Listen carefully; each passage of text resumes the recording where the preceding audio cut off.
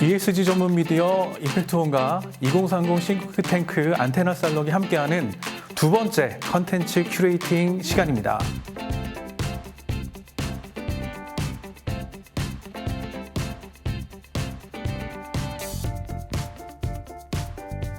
어떻게 생각하세요? MZ 소비의 이런 다양한 소비 패턴을 기업은 좀 어떤 식으로 따라가야 될까요?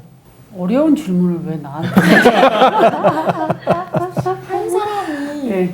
어떤 날은 가성비 소비를 하고 어떤 날은 가심비 소비를 하고 어떤 날은 플렉스를 하기 쉽지 않아요. 취향입니다, 사실. 그렇기 때문에 MZ라고 통틀어서 MZ가 이렇게 어느 장단에 맞춰야 되라고 생각하지 않고 타겟팅을 해야 되지 않을까. 오히려 쪽에서 15%의 플렉스 소비에 우리는 타겟팅을 한다. 35%의 가심비 소비에 타겟팅을 한다. 이런 식으로 타겟팅을 해야 될 거지 MZ라고 묶는 순간 어려워집니다. 사실 기획 자체가 어려워질 것 같아요. 그런 생각이 들었습니다. 동시에 그 생각도 들어요. 꼭 나눠야 될까? 가심비와 친환경을 합치고 또는 친환경과 플렉스를 합칠 수 있지 않을까. 예를 들어서 뭐 샴푸를 통째로 사는 게 아니라 가서 리필만 하는 방식이 있잖아요. 그게 어떻게 보면 또 가성비 소비거든요. 그런 식으로 합치는 게 기업 입장에서는 말씀하신 타겟팅을 좀 늘릴 수 있는 방법이지 않을까라는 생각이 듭니다. 모수를 늘리는 방법이네요. 그렇게 보니까. 그렇죠. 네. 그러니까 기업에서 하는 이야기는 타겟팅을 하기에 너무 적다. 거기에는 소비의 패턴을 모으기에는 A타입, B타입, C타입, D타입이 너무 많은데 말씀 주신 것들을 하게 되면 모수를 더 합하게 되면 더 분석하고 거기에서 결과를 이끌어내기 유미한 결과를 만들 수가 있겠네요. 그러니까 결국은 사람들은 어떤 뭐가 유행한다더라, 뭐가 대세라더라 라고 하는 순간 자기가 그 대세를 억누르고 뭔가를 하기가 참 어려운 존재인 것 같아요. 그렇죠. 그래서 이게 나는 가성비 소비를 하든 뭐 가심비 소비를 하든 플렉스 소비를 하든지 간에 어쨌든 간에 이런 친환경과 뭐 기후변화라든지 이런 ESG에 대해서 다른 사람들은 다 신경 쓰는데 나 혼자 신경 안 쓰면 예를 들어서 똑같이 기업들이 다 똑같이 있는데 제품과 서비스를 만들어내는 게 거의 다 똑같은데 이 다른 데는 다 하는데 이 기업만 안 한다든가 약간 이렇게 되면 좀 이 기업은 덜 떨어져 보이지 않을까요? 약간 네. 콘텐츠 분석이 좀 빨리 이루어져야 된다라고 생각해요. 아까 말씀하셨던 것처럼 그 여러 가지 뭐 플렉스라든지 아니면 오히려 플렉스에 반대해서 절약하는 예를 들어 최근에 이제 경제 방송들 뭐 삼프로 TV라든지 아니면 존 리 같은 그런 유명한 투자자들이 유튜브에 나와서 강연도 하고 청년들이 많이 듣잖아요. 그래서 그런 걸 보면은 오히려 존 리는 플렉스 소비, 커피 먹지 마. 매일 커피 먹는 거 아껴가지고 주식 투자해야 된다. 이렇게 얘기해서 그렇게 하는 분들이 계시거든요. 그러니까 기업은 어떻게 보면 이것도 포트폴리오죠. 분산해서 하되 콘텐츠를 빨리 따라가야 된다라고 생각합니다. 그러면 여기에서 또 궁금한 것, 최근에 가장 큰 트렌드죠. 자, MBTI. MBTI? 자, 고개를 숙이시고 일단 MBTI 어떻게? 저는 INFJ입니다. INFJ. I라고요? 네, 저 I입니다. 인프제라고 그러죠. 네, 맞아요. 인프제 굉장히 희소한 유형인데요. 네, 인프제. 집에 들어가면은 나가고 싶고 나가는 순간 들어가고 싶고 그렇게 네. 내향성 인프제도 있고 외향형 인프제도 있는데 저는 내향에 가까운 것 같습니다. 아, 그렇군요. 그러면 아샤님은 어떤? 저는 ENTJ인데요. 사실 보통 E라고 하면 무조건 나가서 노는 걸 좋아할 거라고 생각할 수 있지만 생각보다 이제 내 일을 집에서 하는 걸 좋아하는 그런 사람입니다. E지만 네. 그리고 효율성을 굉장히 중요시하는 것 같아요. 그렇군요. 도토님은 MBTI가 어떻게 되실까요? 저는 말을 더듬거리게 되네요. 아니 저는 솔직히 ENTP인 것 같은데 그것도 조사해놓고 나서 까먹었어요. 예, 그 뭐 별로 중요하게 생각하지 않아가지고 그런데 딸들은 그거를 가지고 아빠와 엄마를 계속 물어보고 이제 막 그렇게 하는데 저는 이제 이 뭐죠? MBTI를 별로 안 하고 전 강점을 중요시해요. 예, 강점. 강점. 예, 그래서 제 강점은 이제 인디비주얼라이제이션, 개별화가 강점이고 배움이 강점이어가지고 이렇게 몇 가지가 있는데 저는 누구라도 보면은 그 사람에 대해서 이제 한 1시간 정도 대화를 나누면 이 사람에 대해서 되게 빨리 파악하고 뭐 이런 강점이 있어요, 업무적으로. 예, 그래서 저는 이제 강점 베이스로 하는데, 네, MBTI 뭐 하여튼 ENTP래요. 정확하게 뭔지 까먹었어요. ENTP. 네. ENTP. 콜레토님은? ENFJ. ENFJ. 아, ENFJ. 그리고 말로는 뭐 정의로운 사회운동가라고도 하고 그래서 이런 뭔가 공적인 거 관심 많아 하고요. 또 달변가라고 하거든요. 오늘 좀 그게 안 나온 것 같아요. 되게 아쉬운데.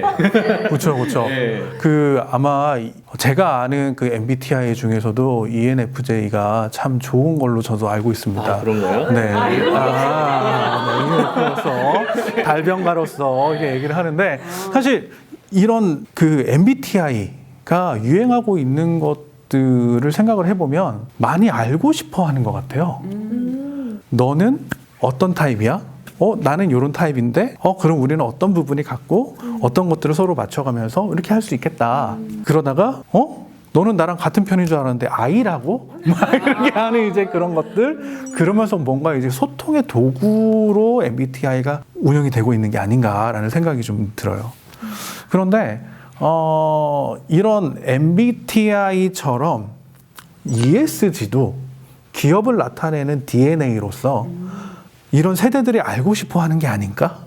그러니 이 세대들이 지속가능 보고서도 보면서 이 기업은 도대체 어떤 것들이 맞고 이제 이런 것들을 좀 파악을 하고 싶어 하는 그런 MZ 세대들의 욕망이 아닐까라는 생각이 좀 듭니다. 근데 사실 기업 입장에서는 그렇게 이제 이 소비자군이자 직원군들이 예를 들어서 ESG를 가지고 그 잣대로 이제 바로 다이렉트로 평가하는 게 상당히 부담스러울 수 있어요. 왜냐하면은 ESG라는 게 기업 안에서 그 내재화 해가지고 그걸 제품과 서비스까지 표현으로 나가기까지는 상당히 어떻게 보면 이제 전환을 해야 되는 거잖아요. 기존에 해왔던 거에서 상당히 E 같은 경우도 상당히 전환을 많이 해야 되는 거고 S는 또 어떻게 표현을 해야 될지도 참 애매한 거고 이게 바로 제품과 서비스로 연결되는 건 아니니까 S하고 G의 경우는 그러다 보니까 ESG가 어떤 기업이 이 ESG를 잘하는 기업인가? 또 어떤 제품이 ESG를 잘하는 제품과 서비스인가라는 것을 어떤 기준으로 소비자들이 판단하는지도 사실 좀 기업 입장에서 좀 부담스러울 것 같고 이거를 가지고 잘못해서 우리가 ESG의 뭔가 잘하고 있는 기업이다라고 커뮤니케이션 했을 때 그렇잖아요. 한 사람이 장점도 있고 단점도 있듯이 기업도 잘하는 부분이 있고 못하는 부분이 있는데 어떤 못하는 부분이 언론에 나왔을 때 바로 이제 그린워싱으로 욕을 들어먹게 되는 상황에 부딪히다 보니까 오히려 이제 기업들의 경우는 조금 소극적으로 커뮤니케이션 하고 싶어 하는 그런 경향까지도 조금 보이는 것 같아요. 네, 그게 약간 좀 비슷한 부분인 것 같아요. 기업 입장에서도 ESG라고 해서 너 환경 뭐 어때? 소셜 어때? 이렇게 평가하는 거잖아요. 마치 MBTI처럼 MZ세대 안에서도 뭐 너 ENFJ잖아. 달변가인데 왜 말 못해? 약간 이런 거랑 같아요. 환경 잘한다며 왜 못해? 근데 그럴수록 좀 더 그 안에 다양성이 있기 때문에 더 작은 부분 커뮤니케이션 잘해야 되고 소통이 돼야 된다고 생각을 해요. 지금은 어떻게 보면은 이게 자리를 잡아가는 상황이니까 이제 점점 더 이런 것들이 정보들이 공유되고 대화를 하면서 그렇게 되면 기업 입장에서 MZ세대도 더 이해하지 않을까 서로 간에 그런 이해하는 과정이 되고 있다 이렇게 생각이 돼요. 그죠. 네. 어떤 형태로 어떤 기준으로 아니면은 어떤 모습으로 이 기업의 이 기업은 ESG를 좀 잘하는 것 같아라고 바라보세요? 뭐 아까 말씀드린 지속가능 보고서가 어떻게 보면 가장 쉽게 이해할 수 있는 창구긴 한데 제 개인적인 생각일 수도 있지만 이제 기업에서 사실 실수를 또 할 수도 있잖아요. 아까 말씀하신 것처럼 좀 부담을 느낄 수도 있는 거고 ESG 분야에서 노력을 했고 실수를 했더라도 많이 소통을 해서 노력하는 모습을 보였다 하면 그 기업은 정말 진정하게 ESG를 하는 기업이구나라고 느낄 수 있는 것 같습니다. 단순히 잘못해도 괜찮아? 네, 뭐 이런 거요? 잘못해도 끝까지 책임을 지고 책임을 져. 네, 책임을 지고 그 사람들 위해서 보상을 잘 해주고 진정성이 있는 기업이구나가 느껴질 때 그게 진정한 ESG가 아닌가. 단순히 연두색을 쓰고 포장을 잘한다고 해서 ESG에 특화된 기업이구나 이러진 않거든요. MZ세대도 사실. 그게 정말 중요한 것 같습니다. 그렇죠. 결국엔 저희가 사람을 평가하고 사람에 대해서 알아갈 때도 그 사람이 자기 PR을 할 때 장점만 막 늘어놓으면 오히려 의구심이 생기는 것처럼 기업도 잘하고 있다만 막 내세우는 것보다 이런 부분이 미비한데 노력하고 있다. 이런 부분에 실수가 있었는데 앞으로는 개선해 나갈 예정이다. 이런 식으로 오히려 노력하고 있는 점, 지금은 아쉽지만 노력하고 있는 점도 소비자에게 어필하면 진정성으로 잘 소구가 될 것 같아요. 결국에는 기업이라고 우리가 기업이라는 어떤 하나의 워딩으로 쓰고 있지만 그것 또한 사람들의 머릿속에서 나온 기획들이 만들어진 것이 기업이잖아요. 결국 사람이 하는 일인데 그렇기 때문에 너무 장점이나 너무 잘하고 있다는 것만 내세우다가 그린워싱이나 이런 것들을 휘말리지 않고 천천히 노력하고 있는 점들을 이제 너무 조급하지 않게 어필하면 더 좋을 것 같습니다. 솔직함이 중요하다 이 말씀이시겠네요. 네.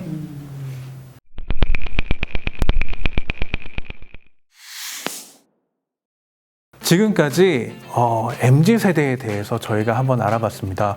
MZ세대 사실 기업에서는 아직도 이 세대들이 어떤 세대들인지 감이 잡히지는 않아요. 하지만 오늘 이야기해 주신 내용을 기대로 보면 MZ세대들이 지속가능 보고서를 보고 있다. 그리고 MZ세대들은 기업이 뭐를 잘한다 라고 하는 강점보다는 우리가 이 부분은 약하기 때문에 이런 것들을 우리가 개선시키겠다라고 하는 그런 진정성 프로세스가 굉장히 중요하다. 이런 것들을 같이 생각하면 어떨까 싶습니다. 긴 시간 함께 해주셔서 너무 감사하고요. 저희 패널 분들 너무 감사합니다. 임팩트온과 안테나 살롱이 함께하는 컨텐츠 큐레이션 다음에 더 재밌고 더 유익한 소셜 임팩트에 대해서 이야기를 나눠보도록 하겠습니다. 네, 박수로 마무리하도록 하겠습니다. 감사합니다. 감사합니다.